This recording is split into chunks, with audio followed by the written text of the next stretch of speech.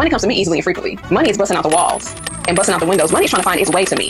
The door to my abundance is open wide and it's nailed back to where no force, seen or unseen, can close that door. Okay? Hey y'all, what's up? Welcome to my channel. It's called Manifesting My Millions. If you're watching this, I know you are too, and I'm so excited for you to be here today. If it's your first time checking me out, my name is Nikki. Most people know me as Faith and Hustle, and I'm doing it just that, documenting my journey towards manifesting my millions. I know it's going to take a lot of hard work and encouragement throughout the journey that I'm on, but I am here to track my progression.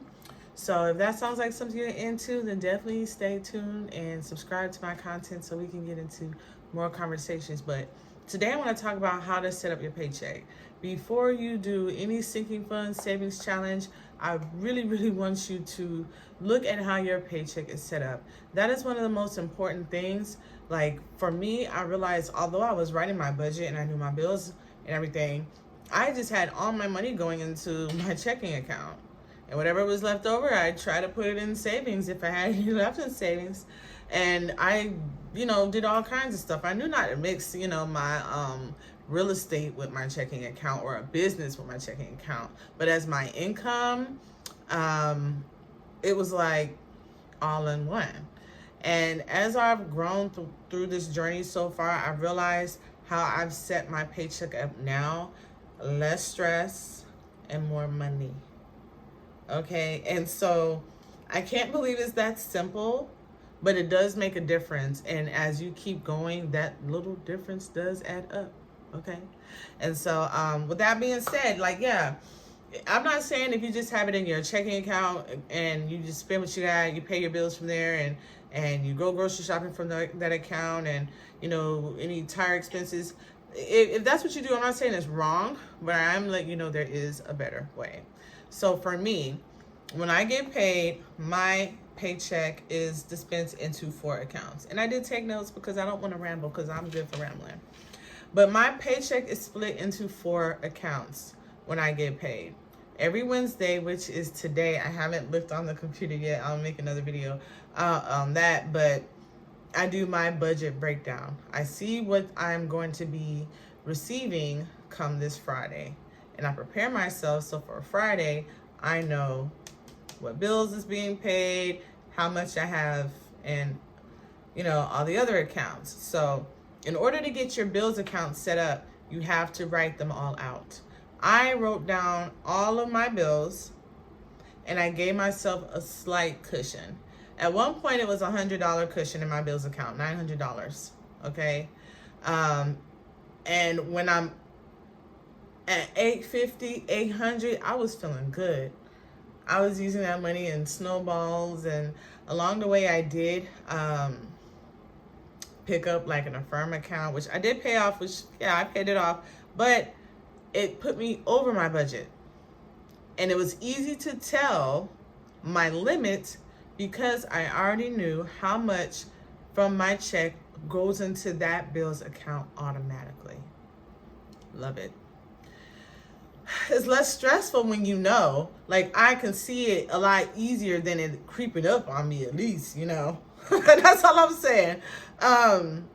Budgeting out all your expenses, make sure you give yourself a cushion, your max, okay, allowed period. The second account that I have my income dispensed to is my high yield savings account. I personally use Ally. I love them. This month I've accrued I think it was like $3 in compound interest, which I was happy about. My goal is to gain so far, let's see, I would like to get $100 a month in compound interest. I know it's going to take time. Right now my goal is like $10.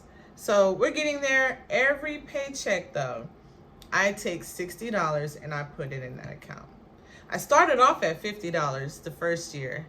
And as I was going over my finances and realizing, okay, well, this is how much I, was able to keep in my cushion. And I had just discovered a high yield savings account. I increased the limit to $10, and I will do that more again. But this is a great way to earn interest while you save. If you want to know more about high yield savings account, let me know if you have one. Put it in the comments. Who are you with? But for me, the link is below. It's Ally. I love them. You can set up different buckets and visually see, set goals. I ended 2024 with baby step number 1 finished, which was my $1,000. And so my goal this year also encouraged me to increase my limit, which I might still put in some along the way. But you start to make your money work for you. All right. Another thing is when you dispense your money into a high yield savings account right when you get paid, you don't see it. You don't see it. And it is a great way to pay yourself first. You got to pay yourself first. At least know that if I didn't have as much in one account and I don't have, but maybe a certain amount to spend for the rest of the next 2 weeks, at least I paid myself first. All right. But again, budget in your high yield savings account amount. $50 a month. I mean, it adds up, and I thought it was a good start because I didn't know much about high yield savings account. So yeah. My third account that I have my money split into is a buffer account, a regular savings account. If I needed any extra money from my bills account because I went over, I would go into my buffer account. Whatever money is left over, I also would roll into my buffer account. Now, if you want to, you could put it into your high yield savings account. But for me, that buffer is a cushion for bills, for unexpected. And I do want it to reach a certain amount comfortably. And then I'll start putting that into my high yield savings account. And so that's what I'm working on. But right now I've been using that buffer to get me out of trouble. I done used that buffer and paid off an Affirm bill.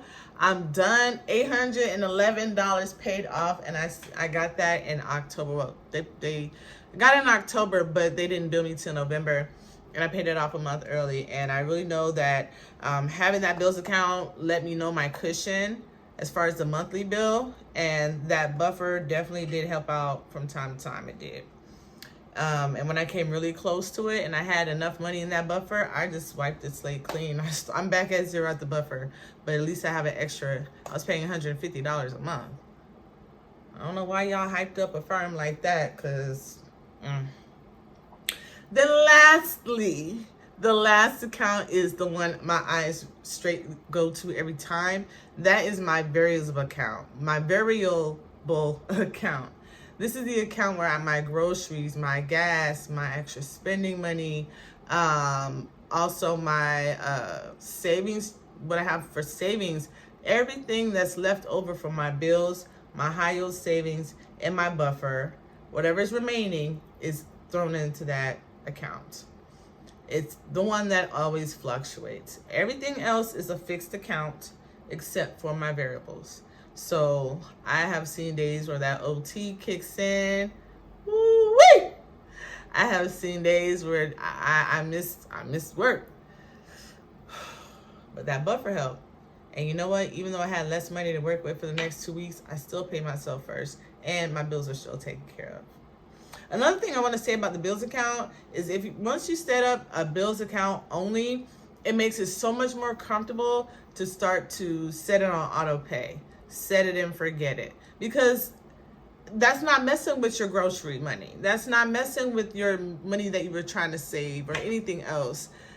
That account there is fixed, and so they only have access to that, and that makes me feel good. This is my first year really setting up my payments on auto pay.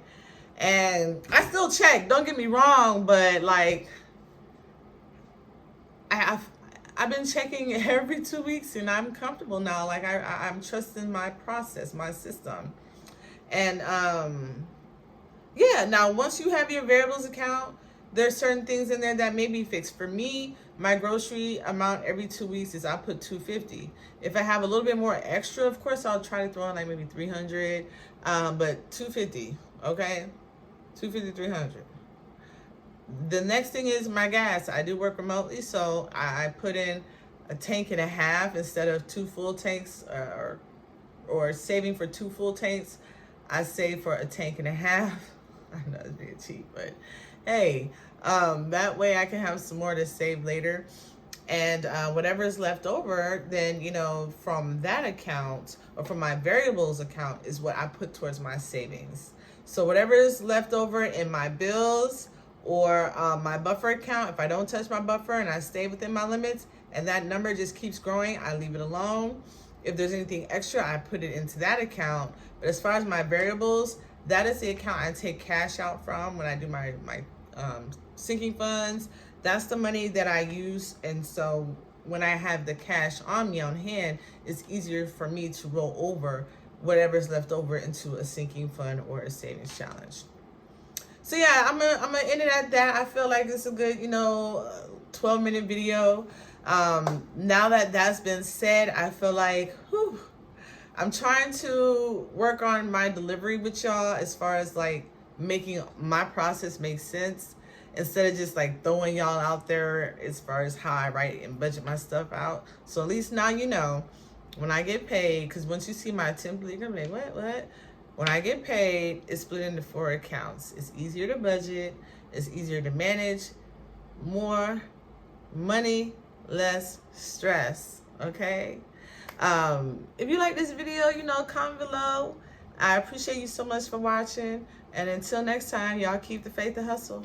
Peace.